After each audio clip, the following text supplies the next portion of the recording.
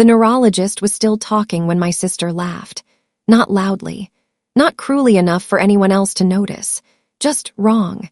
We were sitting in a cold consultation room that smelled faintly like disinfectant and burnt coffee. My mom sat between us, hands folded politely in her lap like she was attending someone else's appointment. Dr. Feldman adjusted his glasses and said carefully, "Based on the scans and cognitive testing, your mother is in the early stages of Alzheimer's disease." My mom nodded like she already knew. Like she'd been waiting for someone to confirm it. I felt my chest tighten. Across from me, Rachel leaned back in her chair and crossed her arms. "Well," she said lightly, "at least now we know why she keeps forgetting things." The tone hit me before the words did. Too casual, too relieved, I turned toward her slowly. "Rachel," I whispered, "can you not?" "What?" she said. "I'm just being realistic." Mom smiled faintly, almost apologetically. "I have been forgetful," she added. "I left the stove on twice last month." Dr. Feldman began explaining treatment plans, monitoring schedules, cognitive decline timelines. I heard almost none of it, because Rachel wasn't listening either. She was on her phone, typing, not worried, not sad, not shocked, just busy. And I remember thinking something very small but very sharp. Why does she look prepared for this? When the appointment ended, Mom squeezed both our hands. "We'll get through this together," she said. Rachel stood immediately. "Yeah," she replied. "We'll figure things out." But she didn't look at Mom. She looked at me. And for a split second, I felt like I'd walked into a conversation that had started long before I arrived. On the drive home, Mom asked the same question 3 times. "What stage did he say again?" Each time, Rachel answered faster than I could. "Early," she said. "Very early, nothing to panic about." Her voice was soothing, efficient, almost rehearsed. I stared out the passenger window, watching traffic lights blur past, and a strange unease settled in my stomach. Because Rachel had never been the responsible one. Growing up, she avoided hospitals, paperwork, hard conversations, anything emotional or complicated. Yet now she was calm, organized, already discussing insurance coverage and legal planning. At one point she said casually, "We should probably think about power of attorney soon." I turned toward her. "That feels fast," she shrugged. "It's practical." Mom nodded absent-mindedly. "Yes, practical is good." Something tightened in my chest again, because Rachel didn't sound scared. She sounded relieved to finally move forward, and I couldn't explain why that bothered me so much. But later that night, lying in bed, one thought wouldn't leave me alone. When exactly did my sister start preparing for Mom to lose her memory? Before I go further, I want to ask you something. Please like and subscribe to my channel. It's free and motivates us to keep going with new stories. Also, let me know in the comments below, where are you watching from right now? And what time is it? And if you want to stay with me through the whole story, because it gets stranger, I promise, okay? Let me explain who we were before everything shifted. My name is Claire. I was 32 when Mom was diagnosed. I lived about 20 minutes away from her house, close enough for Sunday dinners, far enough to have my own routines. I worked as a project coordinator for a medical supply company. Nothing glamorous, but stable. Predictable. Predictability mattered to me. Mom had always been the emotional center of our family. After Dad died 8 years earlier, she kept everything steady, birthdays remembered, holidays hosted, calls returned. She was organized to a fault. Color-coded calendars, labeled pantry shelves, bills paid weeks early, which is why the diagnosis felt surreal. Forgetfulness didn't match the woman who once drove back home at midnight because she worried she might have locked the garage twice instead of once. Rachel, my older sister by 3 years, lived closer, about 5 minutes from Mom's house. She worked in real estate. Charming, social, quick with people. Where I was cautious, Rachel moved fast. She made decisions instinctively and rarely doubted herself. We'd always had a decent relationship, though never deeply close. Growing up, she was the confident one. I was the observer. After Dad passed, Rachel started handling more logistical things, helping Mom refinance the house, recommending contractors, managing paperwork she understood better than either of us. So when she naturally stepped into a leadership role after the diagnosis, it almost made sense. Almost. The first week after the appointment, Rachel created a shared family group chat. Mom care updates. She added reminders. Medication tracking, meal schedules, cognitive exercises, doctor follow-ups. I remember texting privately. Me, you're really on top of this. Rachel, someone has to be. It wasn't rude, but it felt pointed. One evening, I stopped by Mom's house unannounced. She was in the kitchen humming softly while slicing apples. The late sunlight came through the window, turning everything warm and golden. For a moment, nothing looked wrong. Hey, Mom, I said. She smiled immediately. Oh good, you're here. Rachel just left. I set my bag down. She's been coming a lot.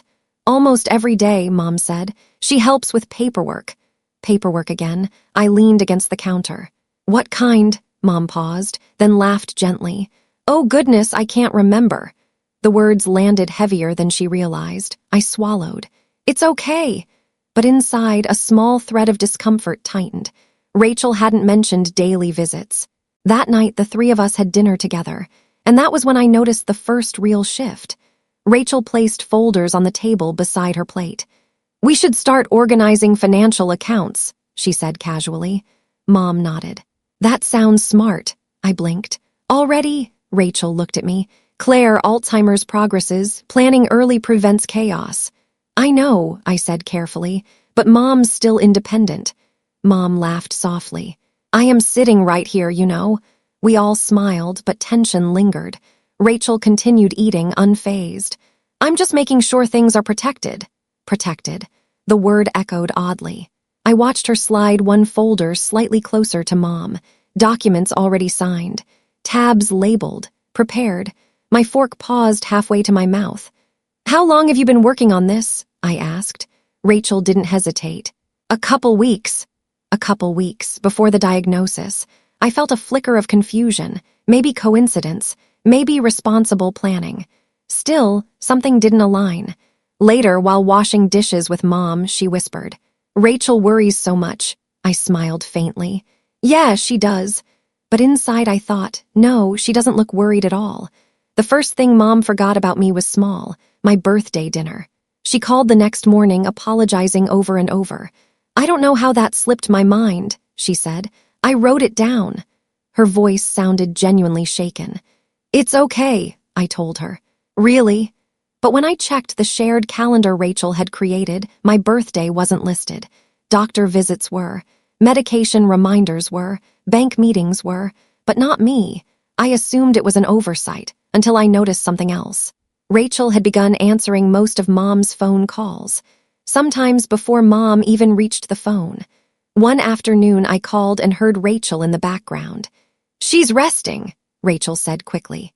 I can talk to her for a minute. She's confused today. Better not overwhelm her.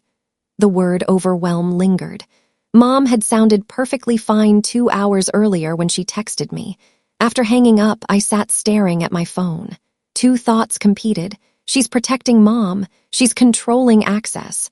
I hated myself for even considering the second one.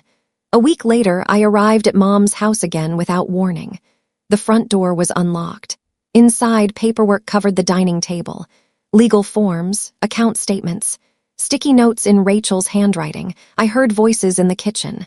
Rachel, you already agreed, Mom. Mom, did I? Rachel, yes, remember. We talked about simplifying things. Mom said softly, I don't want Claire upset.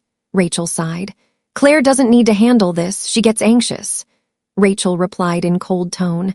I froze in the hallway. My name hung in the air like something fragile.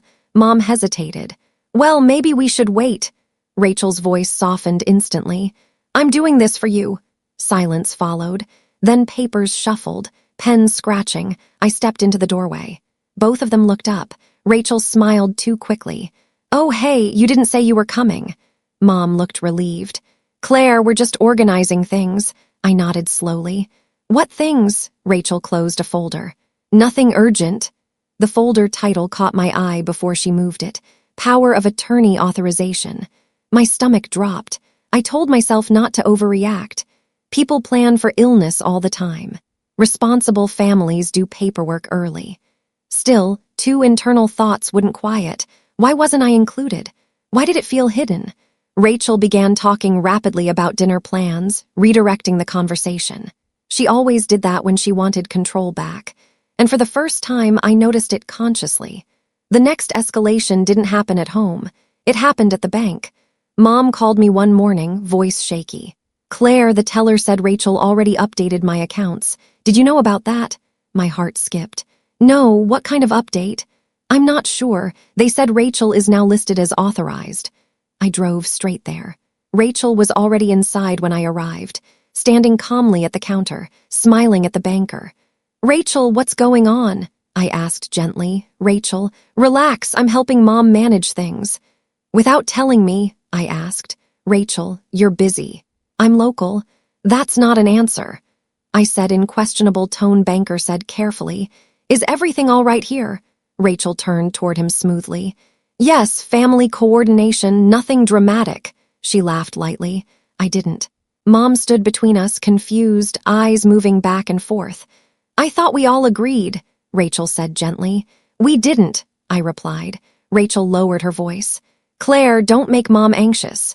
And suddenly I looked like the problem. The difficult daughter, the emotional one. People in line watched quietly. Heat crept up my neck. I stepped back. Because arguing publicly felt cruel to Mom. Rachel knew that. That was the moment something fundamentally changed inside me. Rachel wasn't just helping. She was moving faster than anyone could question. That night, I replayed months of interactions, every small exclusion, every decision made for efficiency. Every time I was told not to worry. And another realization surfaced. Rachel had slowly positioned herself as Mom's primary voice. 3 days later, Mom forgot how to use the microwave. It terrified her. I stayed over that night. Around midnight, I woke up thirsty and walked toward the kitchen. And that's when I noticed it. A small black device mounted high near the cabinets. Blinking red, I frowned.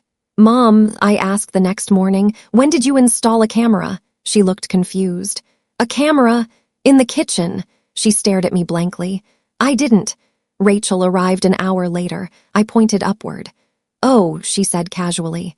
"I put that in." My pulse quickened. "You installed cameras." "For safety," she replied. "In case Mom wanders or falls." Mom nodded slowly, reassured, but something about Rachel's expression unsettled me. Not concern. Not protection. Observation. 2 thoughts hit me at once. That actually makes sense. Why didn't she tell me? And then a third, quieter thought, what else is being watched? Over the next week, Rachel referenced things she shouldn't have known. Mom already ate lunch. She didn't sleep well last night. She looked confused around 3 p.m., details too precise, too timed. She wasn't just visiting, she was monitoring. One evening I asked directly, "Do you watch the camera feeds?" Rachel replied, "Sometimes." "All the time," I wanted confirmation. "Claire, this isn't surveillance, it's care," Rachel said carelessly. "Does Mom know you can see her whenever?" I asked again. "Rachel, you're overthinking." "Am I?" I questioned again. Rachel paused, then smiled. "You've always been sensitive." The sentence landed softly, but it carried dismissal. Again, I became the emotional one. I almost convinced myself I was imagining problems. Until the night everything changed. Until the night everything changed. It was 2:17 a.m. I couldn't sleep. An unexplainable restlessness kept me awake. So I opened the family camera app Rachel had finally shared with me after repeated requests. I told myself I just wanted reassurance. The kitchen appeared on screen. Dim light. Silent house. Empty. Then movement. The back door opened slowly. My breath caught. Rachel stepped inside. Alone, no emergency, no phone call, no warning. She moved directly to the cabinets. Calm, familiar, intentional, like she'd done it before. She pulled out documents from a drawer Mom rarely used, spread them across the counter, and began photographing them. My heart started pounding. I whispered to myself, "Why are you here at 2 in the morning?" Rachel checked over her shoulder, then opened Mom's medication organizer. She rearranged something, swapped pills between compartments, paused, looked directly toward the camera, and smiled faintly. I froze. 2 thoughts collided instantly. Maybe there's an explanation. There is absolutely no innocent explanation. I watched for nearly 10 minutes. She wasn't helping Mom. She was searching, collecting, adjusting things. Then she left quietly, locking the door behind her, like nothing happened. I sat in bed, phone shaking in my hands. The house was silent, but my entire understanding of the past 2 months had just fractured. Because now one question screamed louder than all the others. Was my sister preparing for Mom's illness or creating it? I didn't sleep after that. I sat upright in bed until morning, replaying the footage over and over like my brain refused to accept what my eyes had already confirmed. Rachel wasn't checking on Mom. She wasn't responding to an emergency. She came with purpose, documents, medication, silence. And that smile toward the camera, not surprised, not guilty, almost like she knew eventually someone would watch. 2 thoughts kept fighting inside me. You're misunderstanding. You're finally seeing clearly. I opened the video again. 2:17 a.m. timestamp. Rachel unlocking the door without hesitation. She didn't fumble for keys. She already had access. My stomach tightened. Had she always come at night? How many times had Mom been alone while someone rearranged pieces of her life around her? I whispered into the empty room. "What are you doing, Rachel?" The question lingered unanswered. But something inside me changed right then. I stopped reacting emotionally and started observing. The next morning, I drove to Mom's house early. The sky was pale gray, that heavy quiet just before neighborhoods fully wake up. Mom sat at the kitchen table eating toast. She looked peaceful, normal, too normal. "Morning, sweetheart," she said. "Morning," I replied carefully. I studied her face, her movements. Her memory seemed fine. She remembered my work schedule, asked about my friend Jenna, even joked about burning the toast yesterday. No confusion, no severe decline.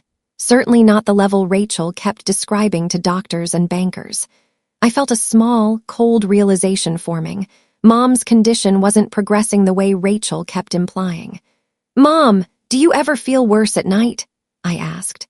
Mom asked, "Worse, more confused," I added. She shook her head slowly. "No, evenings are actually calm." Pause, then she added quietly, "Why?" I hesitated, because saying it aloud felt dangerous. "No reason," I said gently.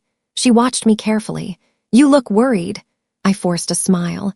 "I just want to make sure we're all doing the right things." Mom reached across the table and squeezed my hand.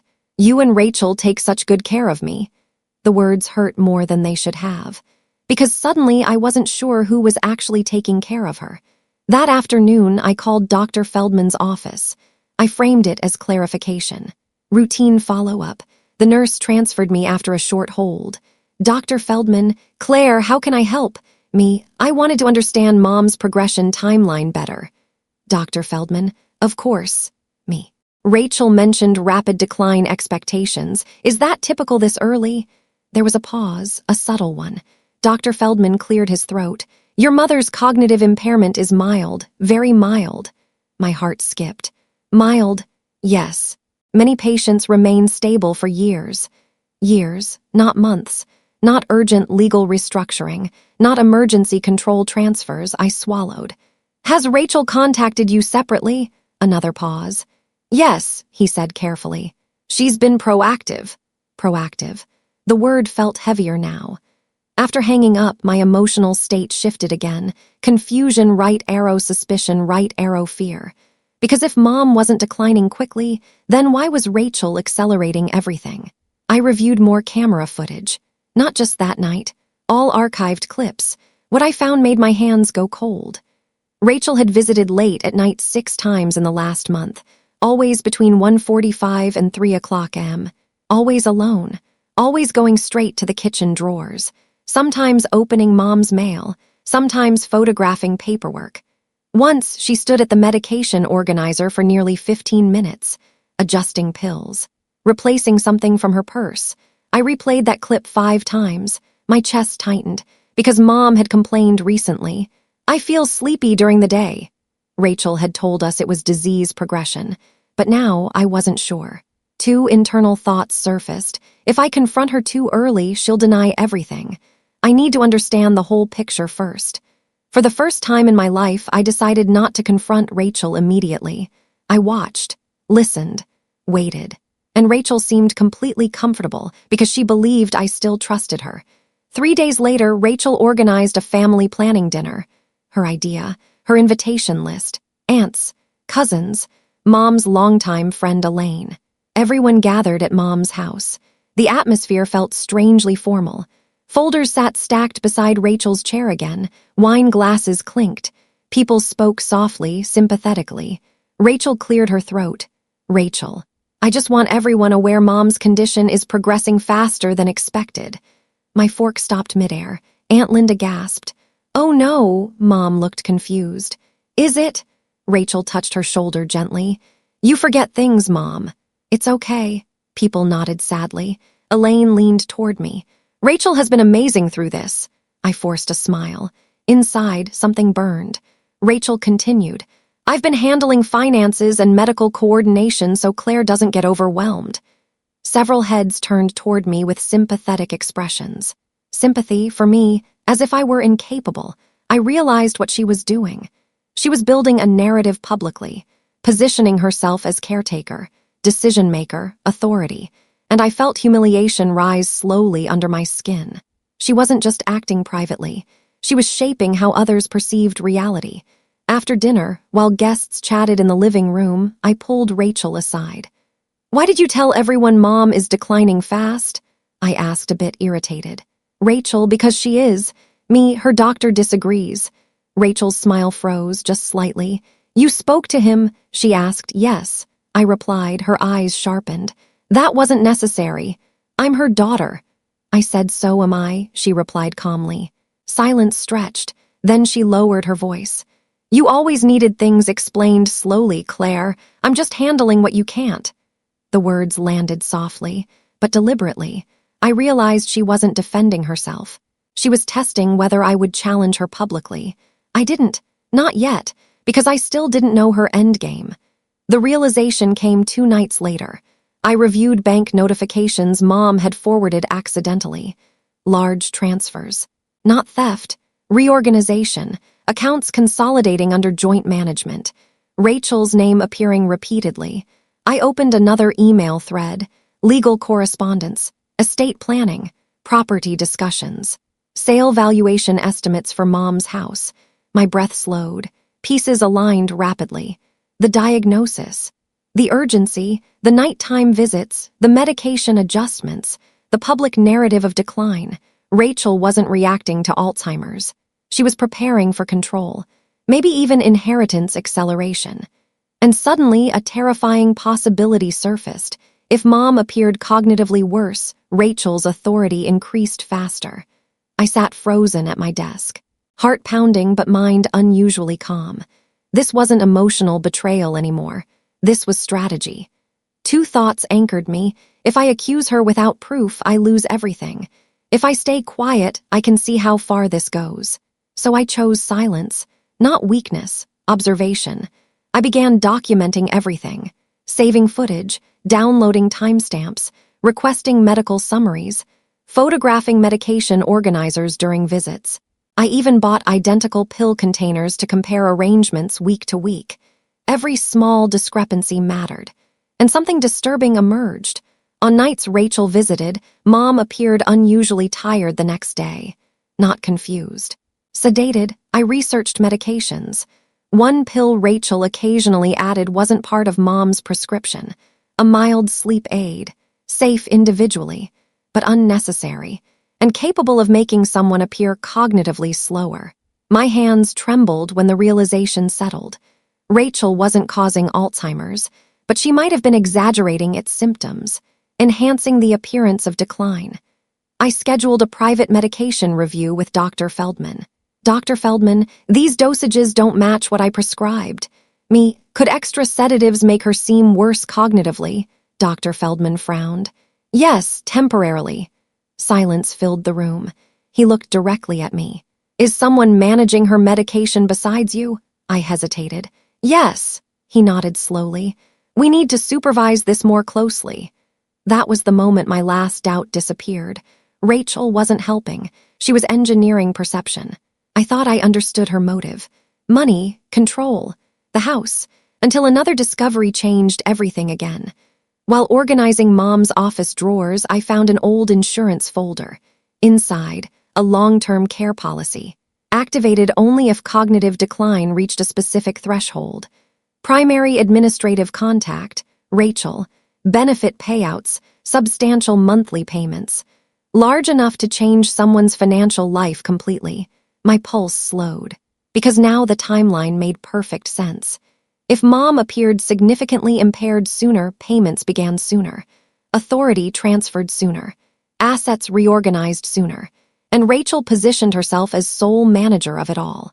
I sat alone in Mom's office, sunlight fading through the blinds, realizing something terrifyingly simple. My sister wasn't panicking about Alzheimer's. She was accelerating its consequences. I didn't cry. I didn't rage. Instead, a calm clarity settled over me. Rachel believed I was passive, emotional, easy to sideline. She had no idea I had been collecting proof for weeks. And for the first time since the diagnosis, I felt control returning. That night, another camera notification appeared. 2:03 a.m. Rachel was back in the kitchen. But this time, she wasn't alone. Someone else walked in behind her. Someone I never expected to see involved. And in that moment, I realized the situation was far bigger than sibling betrayal. It was coordinated, planned, and I finally understood why Rachel had been so confident from the beginning. Notification lit up my phone at 2:03 a.m. I almost ignored it. By then, I had seen Rachel enter the house enough times that the shock had dulled into expectation. But something made me open the app anyway. The kitchen camera loaded. Dim light, silent house, back door opening. Rachel stepped inside, and then another person followed her. Dr. Feldman's assistant, Melissa. I sat up instantly. My heartbeat slowed instead of speeding up, that strange calm that comes when fear finally turns into certainty. Rachel closed the door quietly. Melissa carried a small medical case. Not casual, not accidental, intentional. Rachel whispering, "She's been more alert lately." Melissa, "That's normal early stage." Rachel, "We need consistent documentation." Melissa hesitated. "I told you I can't falsify." "I'm not asking you to falsify," Rachel interrupted smoothly. "Just observe properly." Observe properly. The words felt rehearsed. Melissa set the case on the counter. Rachel pulled out the medication organizer. My hands started shaking. "Melissa, are these doses approved?" Rachel, "They help her sleep. The doctor said rest matters." Melissa frowned slightly. "I don't remember that instruction." Rachel's voice softened. "Look, once long-term care activates, Mom gets professional support. This actually helps her." Silence followed. Melissa didn't argue again. Instead, she began writing notes. Clinical notes. At 2 a.m, in my mother's kitchen. Two thoughts collided in my head. This isn't impulsive. This has been happening for months. Rachel wasn't acting alone. She was building medical documentation, creating a consistent record of decline. And suddenly I understood why she always seemed one step ahead. She had cooperation. I felt something unexpected. Not rage, relief, because ambiguity disappeared. I wasn't imagining anything. The problem finally had shape, and once something has shape, it can be dismantled. I didn't confront them. Instead, I started thinking like Rachel, strategically, quietly, systematically. Over the next 2 weeks, I gathered everything. Camera footage, timestamps, medication comparisons, doctor prescriptions versus actual pills, insurance activation, clauses, bank authorization records, recorded conversations from family dinners. I even requested an independent cognitive evaluation for Mom under the pretense of peace of mind. Rachel encouraged it. That told me everything. She believed the narrative she'd built was strong enough. The new neurologist, Dr. Haynes, met us in a bright office filled with plants and soft lighting. Mom completed memory tests, problem-solving tasks, conversation assessments. Rachel sat confidently beside her. I stayed quiet. Dr. Haynes, "Mrs. Bennett, how are you managing daily routines?" Mom smiled. "Pretty well, I think." Rachel gently added, "She struggles more at home." Dr. Haynes nodded but continued testing. 40 minutes later, he turned to us. "Your mother shows mild cognitive impairment consistent with early Alzheimer's." Rachel relaxed visibly. Then he added, "But her functional independence remains high." Rachel blinked. He continued calmly, "I see no indication for emergency guardianship or loss of financial autonomy." The room went still. Rachel's smile didn't disappear, but it tightened, because now I had professional contradiction. Neutral evidence, unbiased authority. Rachel's structure had its first crack. I waited one more week. I needed one thing Rachel valued most, a public audience. Because she had built her power publicly, it needed to collapse the same way. So when she announced a family meeting to finalize legal transitions, I agreed immediately. She scheduled it for Sunday dinner. Everyone invited again. Exactly what I needed. The night before, I watched old family videos with Mom. She laughed easily, remembered stories, asked thoughtful questions. She was still herself. And I realized something quietly painful. Rachel wasn't responding to losing Mom. She was responding to opportunity. I kissed Mom's forehead before leaving. "I've got you," I whispered. She smiled. "I know." Sunday arrived. The house smelled like roasted chicken and rosemary. Family filled the living room. Rachel moved confidently between guests, handing out printed folders. I recognized them instantly. Legal summaries, care transition plans, financial oversight documents. She stood near the fireplace like a presenter about to begin, and I noticed something new. I wasn't nervous. I felt steady, because for weeks, Rachel had believed she controlled the narrative. Tonight, I controlled timing. Rachel clinked her glass, not loudly, just enough to quiet the room. Conversations faded. Chairs shifted. Forks rested against plates. She stood near the fireplace, posture confident, one hand resting lightly on Mom's shoulder like a visual claim of authority. "Thank you all for coming," she said warmly. "I know this is difficult, but Mom's condition means we have to make responsible decisions together." Several relatives nodded immediately, sympathetic smiles, admiring looks. Rachel had already won the room. Folders sat stacked beside her, labeled, tabbed, professional, prepared.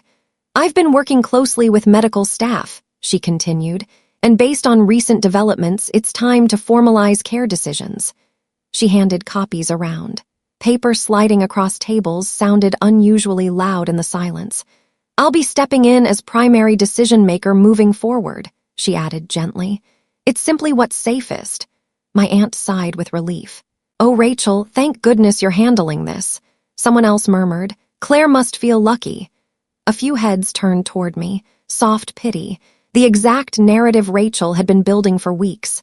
Then she said it. "Claire agrees this is best." The sentence hung in the air. I stood slowly, not rushed, not emotional, just deliberate. Rachel's smile flickered for half a second. "Actually," I said calmly, "before anyone signs anything, I think everyone deserves to see how these decisions were being made." Confusion rippled through the room. Rachel laughed lightly. "Claire, now isn't really—" I connected my laptop to the TV. The screen lit up. Kitchen camera footage, timestamp glowing clearly. 2:17 a.m. Rachel entering the house. A murmur spread immediately. Rachel's smile tightened. "Oh my God," she said, forcing a chuckle. "You're showing security footage. I check on Mom at night." I nodded. "That's what I believed too." I let the video continue. No commentary. Just Rachel moving directly to drawers, opening mail, photographing documents. The room grew quieter. You could hear the refrigerator humming from the kitchen. Someone whispered, "Why is she taking pictures?" Rachel stepped forward quickly. "This is invasive, Claire." I didn't look at her. I clicked the next clip. Medication organizer opened. Rachel removing pills, replacing others. My cousin leaned forward.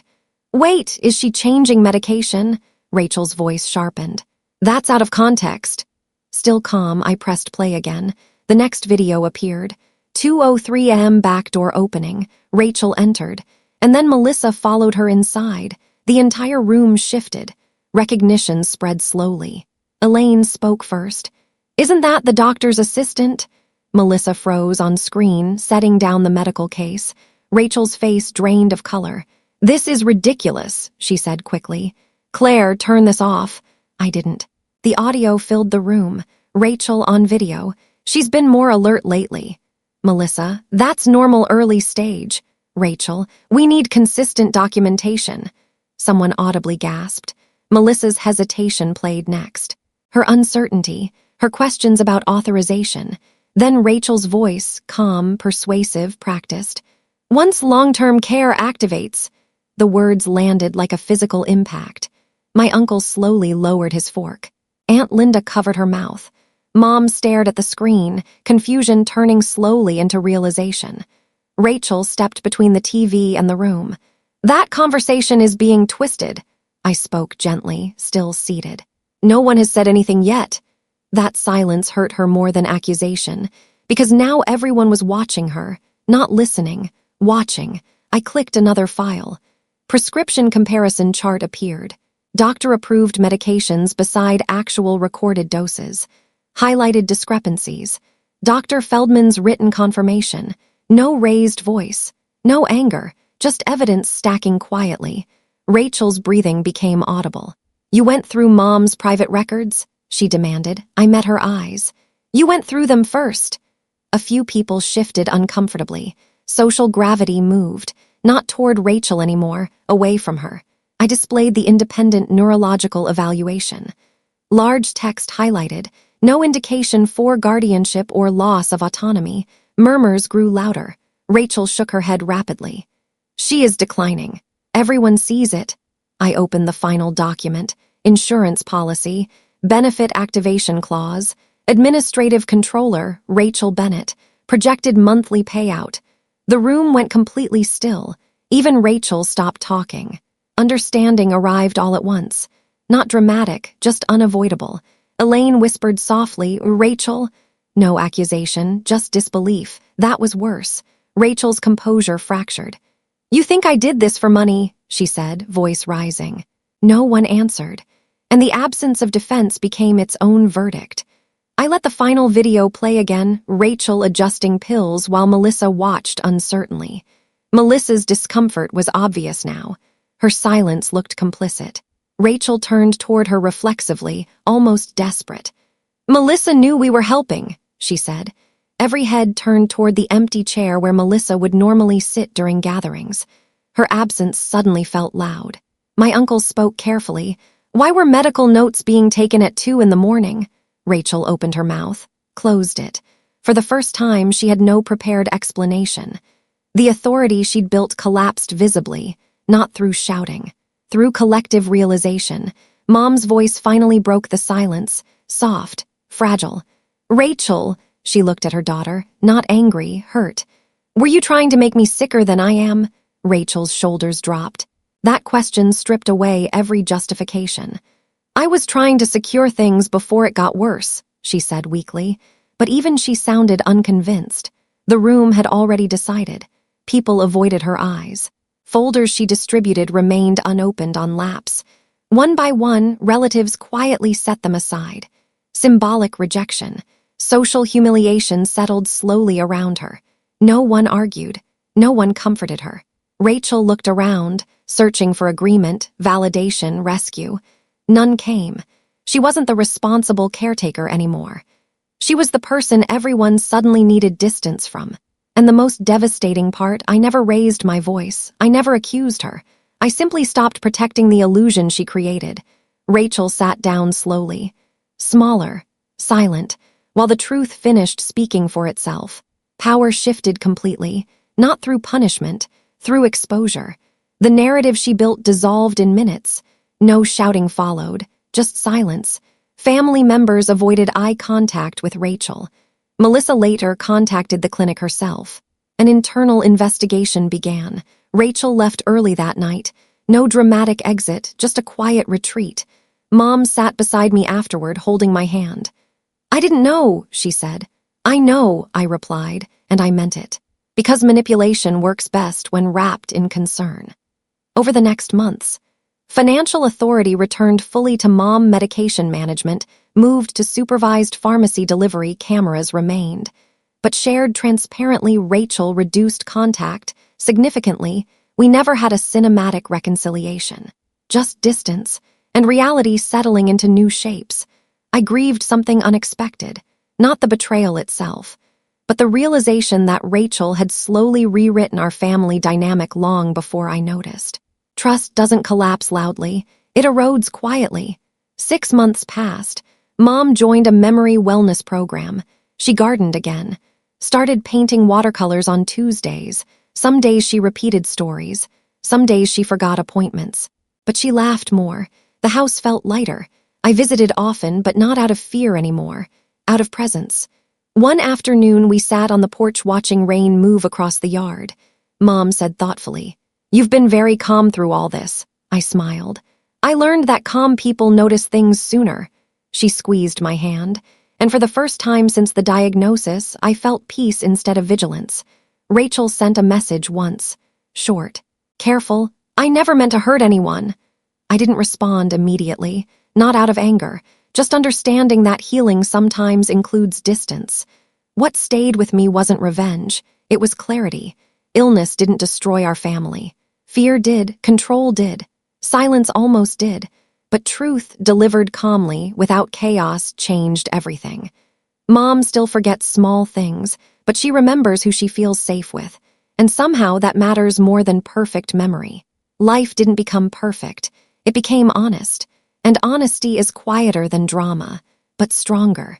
If you were in my position, would you have confronted Rachel earlier, or waited until you had undeniable proof?